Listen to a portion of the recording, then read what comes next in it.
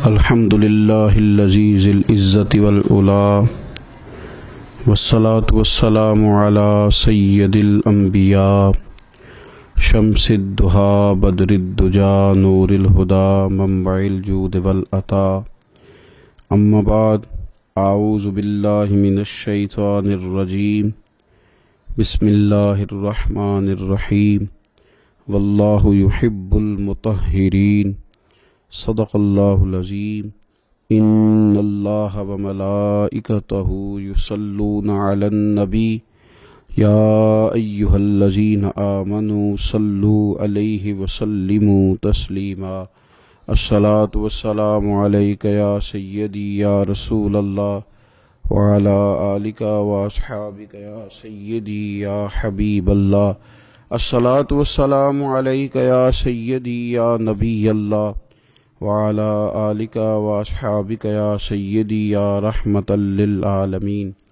حمد و صلوات کے بعد اللہ تعالیٰ نے قرآن مجید میں ارشاد فرمایا ہے کہ واللہ یحب المطہرین، فرمایا اللہ تبارک و تعالیٰ پاک صاف رہنے والوں کو پسند فرماتا ہے۔ اللہ تعالیٰ محبت کرتا ہے ان لوگوں سے جو پاک صاف رہتے ہیں، جو طہارت میں رہتے ہیں۔ نبی پاک صلی اللہ تعالیٰ علیہ وسلم ارشاد فرماتے ہیں، ترمذی شریف کتاب الادب میں حدیث موجود ہے، فرمایا اللہ تعالیٰ خود ہر عیب سے پاک ہے اور اللہ تعالیٰ بہترین چیزوں کو پسند کرتا ہے۔ حضور فرماتے ہیں وہ پاک صاف ہے اور صفائی کو پسند کرتا ہے۔ اللہ کریم ہے اور کرم کو پسند کرتا ہے، اللہ سخی ہے اور سخاوت کو پسند کرتا ہے۔ یہ جو صفائی ہے، ستھرائی ہے معاشرے کے اندر، سوسائٹی کے اندر، اس کی جو عادت ہے یہ اسلام کا ایک محبوب ترین عمل ہے۔ نبی پاک صلی اللہ تعالی علیہ وسلم نے صفائی کو نصف ایمان قرار دیا۔ صفائی کا ماحول بنانا، صفائی کی عادت ڈالنا، صاف ستھرا رہنے کو پسند کرنا، یہ مسلمان کا شیوا ہے۔ مسلمان اپنی طبیعت کے لحاظ سے، اپنے مذہب کے لحاظ سے اور اپنے عقیدے کے لحاظ سے نفاست پسند ہوتا ہے۔ اس کے مزاج میں یہ بات شامل ہوتی ہے کہ کسی قسم کی کوئی بھی ناپاکی اور کسی قسم کی کوئی بھی نجس چیز اسے محبوب ہی نہیں ہوتی، وہ اچھا ہی نہیں جانتا۔ ہم یہ دیکھتے ہیں کہ ہماری سوسائٹی کے اندر، معاشرے کے اندر بہت زیادہ اس بات کی ضرورت ہے کہ صفائی کی طرف، ستھرائی کی طرف، نفاست کی طرف، طہارت کی طرف توجہ دی جائے۔ آنے والی نسل کو صاف ستھرے ماحول سے آگاہ کیا جائے اور انہیں شعوری طور پر یہ چیزیں سمجھائی جائیں کہ جو صفائی ہے نا، وہ ہمارے فقط سوسائٹی کا یا ہماری صحت کا یا ہمارے معاشرے کا نہیں، بلکہ ہمارے دین کا بہت بڑا حصہ ہے۔ ہم دیکھتے ہیں کہ بہت سارے لوگ ایسے ہیں جنہوں نے مختلف ناموں کے ساتھ اپنے آپ کو انہوں نے ملا کر کے صفائی سے اپنے آپ کو دور کر لیا ہے۔ کچھ لوگ کہتے ہیں فلاں بندہ بڑا سادہ ہے جی، بڑا سادہ آدمی ہے جی، اس کی سادگی کی کیا صورت ہے جی، وہ کپڑے نہیں بدلتا۔ تو یاد رکھیں، سادگی اور ناپاکی میں، سادگی اور گندگی میں فرق ہوتا ہے۔ فلاں آدمی جی ملنگ آدمی ہے، کیا مطلب؟ کئی کے دن منہ نہیں دھوتا۔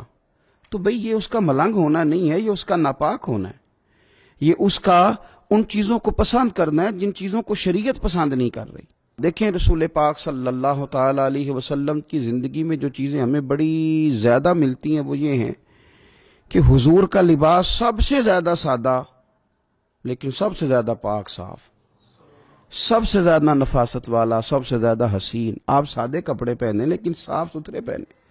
آپ اپنی زندگی میں اٹھنے بیٹھنے میں سادگی کو اختیار کریں گے، لیکن پاکیزگی تو جزو ایمان ہے، پاکیزگی تو حسن ہے۔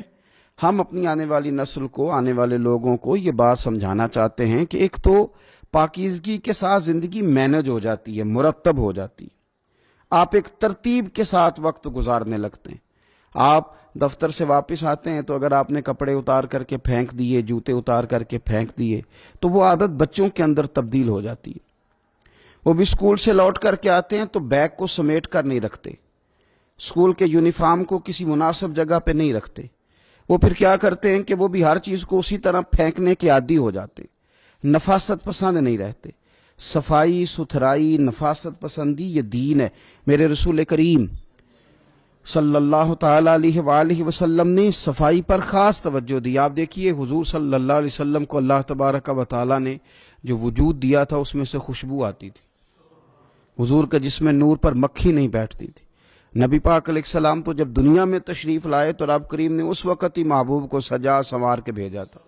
سارا حسن، ساری تمانیت، سارا کچھ اللہ تعالیٰ نے اپنے محبوب علیہ السلام کو عطا کیا، لیکن دنیا میں ہماری تربیت کے لیے اللہ کے محبوب صلی اللہ تعالی علیہ وسلم ہمیشہ پاک صاف رہنے کو پسند کرتے، تلقین کرتے حضور صفائی کی۔ کھانے سے پہلے ہاتھ دھوتے حضور، کھانے کے بعد ہاتھوں کو دھوتے نبی پاک صلی اللہ علیہ وسلم، ہر نماز کے لیے تازہ وضو کرتے، ہر وضو میں حضور مسواک کو استعمال کرتے۔ حضور صلی اللہ تعالی علیہ وسلم کے جسم سے مستقل خوشبو آتی تھی، پھر بھی حضور خوشبو کو پسند کرتے۔ نبی پاک علیہ الصلوۃ والسلام کنگا کرتے، رسول پاک صلی اللہ علیہ وسلم سر پر تیل لگاتے۔ نبی پاک صلی اللہ تعالی علیہ وآلہ وسلم نے تو اس وقت بھی، اس وقت حضور کے وصال ظاہری کا وقت تھا، اس وقت بھی حضور نے مسواک کو پسند فرمایا۔ نبی پاک صلی اللہ تعالی علیہ وآلہ وسلم کی طبیعت پر محسوس ہوتا تھا کہ کسی شخص کی جو کپڑوں پر تھوڑا میل کچیل ہے یا اس کی طبیعت پر کوئی ایسی چیز ہے تو حضور اس کو ناپسند کرتے۔ اگر کسی کا لباس حضور میلا دیکھتے نا، کبھی لباس میلا دیکھتے تو مسند امام احمد بن حنبل میں موجود ہے، حضور فرماتے کیا اس کے پاس کوئی ایسی چیز نہیں تھی جس سے یہ اپنے کپڑوں کو دھو لیتا؟ کیا ایسا نہیں تھا یہ اپنے آپ کو صاف کر لیتا؟ تو نفاست پسند ہونا، طہارت کو پسند کرنا، صاف ستھرا لباس زیب تن کرنا، اچھے طریقوں کے ساتھ اپنے وقت کو گزارنا اور صفائی کو محبوب رکھنا، یعنی شوق پیدا کرنا۔ ہمارے بہت سارے لوگ ایسے ہیں کہ وہ صفائی قانون سمجھ کے تو کسی وقت کر لیتے ہیں لیکن اپنی طبیعت کا حصہ نہیں بناتے، اپنے مزاج میں صفائی کو شامل نہیں کرتے۔ یعنی قانون اگر ہے نا کہ صفائی کرنی ہے، قانون کسی جگہ کا ہے، کسی جگہ کسی آفس میں کسی دفتر میں وہ چلے گئے ہیں تو وہاں یہ ماحول ہے کہ یہاں کوئی چیز نہیں پھینکنی، آپ نے ڈسٹ بین پڑی ہے اس میں پھینکنی، تو وہاں کے قانون کو فالو کر لیں گے اور وہاں وہ حرکت نہیں کریں گے۔ کسی ملک میں چلے گئے جس کا قانون یہ ہے کہ آپ کو ریپر زمین پہ نہیں پھینکنا، آپ کو جگہ جگہ پہ تھوکنا نہیں ہے، تو وہ اس قانون کو تو وقتی طور پہ فالو کر لیتے ہیں لیکن اس صفائی کو اپنے مزاج کا حصہ نہیں بناتے۔ حالانکہ صفائی کو مزاج کا حصہ بنانا ضروری ہے، صفائی کو اپنی طبیعت میں لاگو کرنا ضروری ہے۔ ایسا نہیں ہے کہ آپ مطلب یہ کہ کسی جگہ مجبوراً کرنا پڑا تو آپ نے کر لیا اور ویسے آپ کی طبیعت۔ حضرت مولا علی شیر خدا کرم اللہ تعالی وجہہ الکریم فرماتے ہیں کہ میں نے حضور کو وصال ظاہری پر غسل دیا،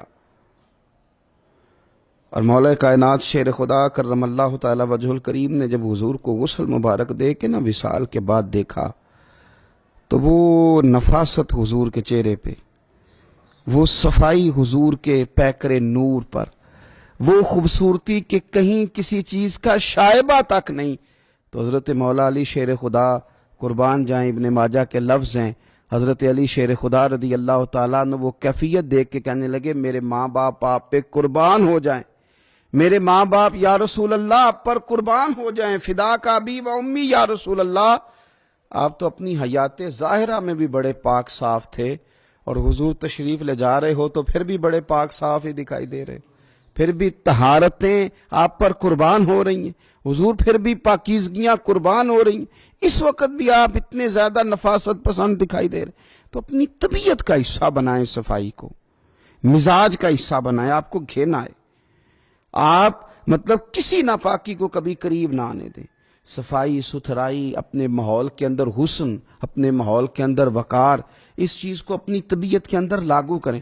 نبی پاک صلی اللہ تعالی علیہ وسلم نے نا ہماری جو ضرورت کی چیزیں ہیں ان پر خاص ہماری توجہ حضور صلی اللہ تعالی علیہ وسلم نے ہمیں دی، جس طرح کہ حضور نے دانتوں کی صفائی پر ہمیں خاص طور پر توجہ دلائی۔ حضور صلی اللہ تعالی علیہ وسلم نے ارشاد فرمایا یہ جو مسواک ہے نا یہ منہ کو صاف اور پاک کرتا ہے۔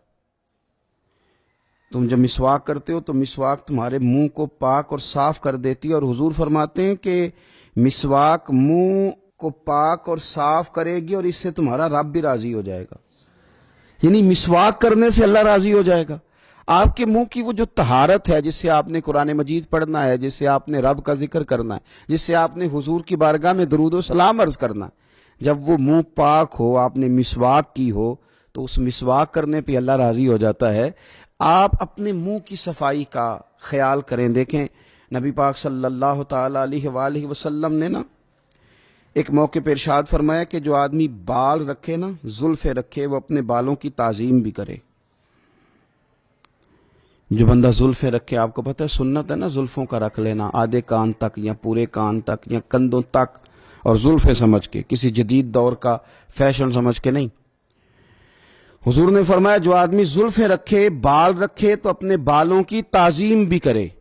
یا رسول اللہ، بالوں کی تعظیم کرے، بالوں کی عزت کرے، بالوں کی تعظیم کرے، وہ کیا ہے؟ حضور صلی اللہ تعالی علیہ وسلم فرمانے لگے پھر اس طرح کرے کہ ہر روز ان میں تیل بھی لگائے اور ہر روز انہیں کنگھی بھی کرے، پھر ان کی تعظیم کرے، پھر ان کی عزت کرے، پھر ان کو سجا کے رکھے، پھر ان کو سنوار کے رکھے۔ میں نے اپنے بزرگوں سے ایک بات سنی، ایک شخص نے بس الجھے ہوئے اس کے بال تھے، الجھا ہوا اس کا امامہ تھا، اور کپڑے مطلب اس نے پہنے تو ہوئے تھے لیکن انداز نفاست پسند نہیں تھا۔ انہوں نے ایک جملہ بڑا خوبصورت کہا، کہنے لگے یہ امامہ، یہ زلفیں، یہ حضور کی سنت ہے، اس طرح ادا کرو کہ یہ اچھی لگے، ان میں نفاست لاؤ۔ جو حضور صلی اللہ تعالی علیہ وآلہ وسلم نے ہمیں طریقے بتائے ہیں اس کی طرف توجہ کرو، یعنی ان کو سجاؤ، ان کو سنوارو۔ نبی پاک صلی اللہ تعالی علیہ وآلہ وسلم اگر کسی کے بکھرے ہوئے بال دیکھتے نا یا بڑے ہوئے ناخن دیکھتے تو حضور ناراض ہوتے اور ارشاد فرماتے کہ اس کے پاس کوئی چیز نہیں تھی جس سے اپنے بالوں کو سنوار لیتا، اسے کنگھی تک میسر نہیں تھی۔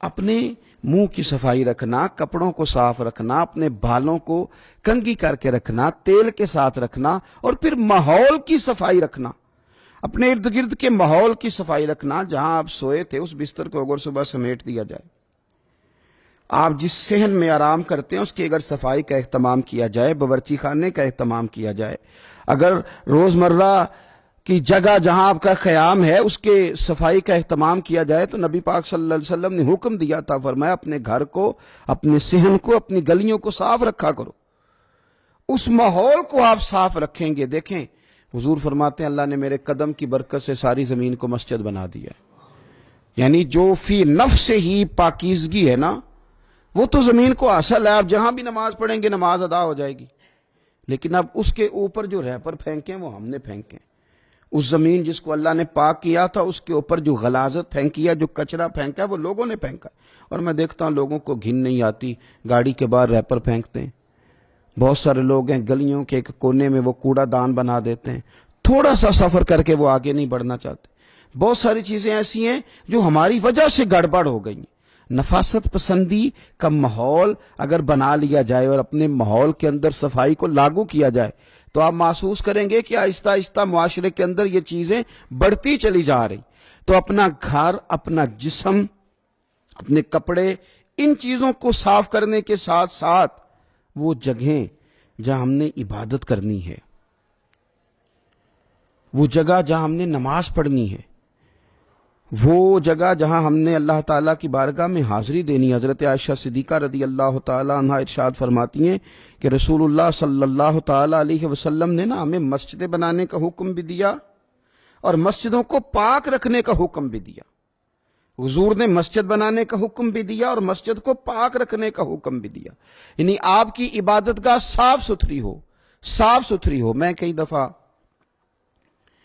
لوگوں سے گزارش کرتا ہوں کہ ہم کافروں کا کبھی ماحول دیکھتے ہیں ان لوگوں کا، تو وہ جو دین سے دور ہیں، دشمن ہیں، ان کی یہ کیفیات ہیں کہ وہ لوگ صفائی کا اہتمام کر رہے ہیں، ستھرائی کا اہتمام کر رہے ہیں۔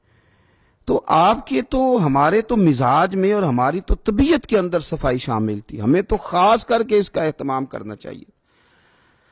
ہماری مساجد کے باتھ روم بھی اگر صاف نہ ہوں اور ہمارے وہ جگہ جہاں سے ہم نے طہارت کا بندوبست کرنا ہے، ہماری وہ جگہ جہاں ہم نے وضو کرنا ہے وہی اگر صاف نہ ہو تو پھر ہم نے غیروں کو کیا پیغام دیا کہ وہ جگہ جہاں ہم عبادت کے لیے آئے ہیں اس کو بھی ہم صاف نہیں کر سکے۔ ہمارے یہاں کچھ لوگ آتے ہیں مسجد کی صفائی کے لیے، لیکن وہ آ کے مولوی صاحب کو، قاری صاحب کو، امام صاحب کو کہتے ہیں کہ صفائی نہیں ہوئی مسجد کی، اور ساتھ پھر ایک وہ حکمت بھی بیان کرتے ہیں، کہتے ہیں آپ نے کون سا خود کرنی ہے، بچوں سے کرانی تھی، کرا دینی چاہیے تھی۔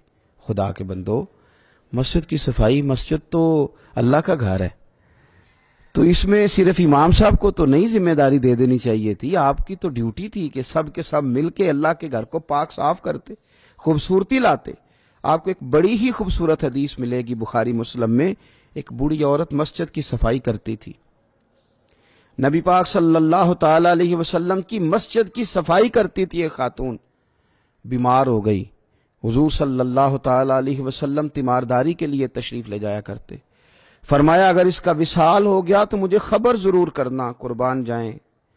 وہ خاتون رات کو وصال کر گئی، صحابہ نے حضور کے آرام کے خیال کے سبب خبر نہ کی، جنازہ پڑھ کے تدفین کر دی۔ صبح نبی پاک صلی اللہ تعالی علیہ وسلم نے فرمایا مجھے خبر کیوں نہیں کی؟ اور پھر میرے کریم محبوب صلی اللہ تعالی علیہ وسلم فرمانے لگے مجھے بتاؤ اس کی قبر کہاں ہے، اس کی قبر کہاں ہے؟ تو جب صحابہ کرام علیہم رضوان نے بتایا کہ یا رسول اللہ صلی اللہ تعالی وسلم یہاں قبر ہے، تو نبی پاک صلی اللہ تعالی علیہ وسلم نے نا حضور ان کی قبر پہ تشریف لے گئے۔ ویسے تو کسی کا دوسرا جنازہ جائز نہیں، لیکن نبی پاک صلی اللہ تعالی علیہ وسلم کو اللہ نے خصوصی اختیار دیا ہے نا، اور پھر وارث نے نہ پڑھا ہو تو دوسرا جنازہ جائز ہے، اور حضور تو وارث ہے نا، ولی ہے ساری امت کے، تو نبی پاک صلی اللہ علیہ وسلم نے قبر پہ کھڑے ہو کے فرمایا صفیں بناؤ میں دوبارہ جنازہ پڑھاؤں گا۔ ایک تو اس کی قبر پہ جانا اس کے لیے کتنا بڑا اعزاز ہے، اور پھر حضور نے دوبارہ جنازہ پڑھایا، کیوں؟ اس لیے کہ یہ خاتون مسجد کی صفائی کرتی تھی۔ تو صفائی نصف ایمان ہے، صفائی حضور کی پسند ہے، صفائی پر خاص توجہ دینا یہ مسلمانوں کا شیوہ ہے۔ اللہ تبارک و تعالی ہمیں رسول پاک علیہ السلام کے بتائے ہوئے اس خوبصورت عمل پر عمل کرنے کی توفیق عطا فرمائے۔ آخر دعوایا ان الحمدللہ رب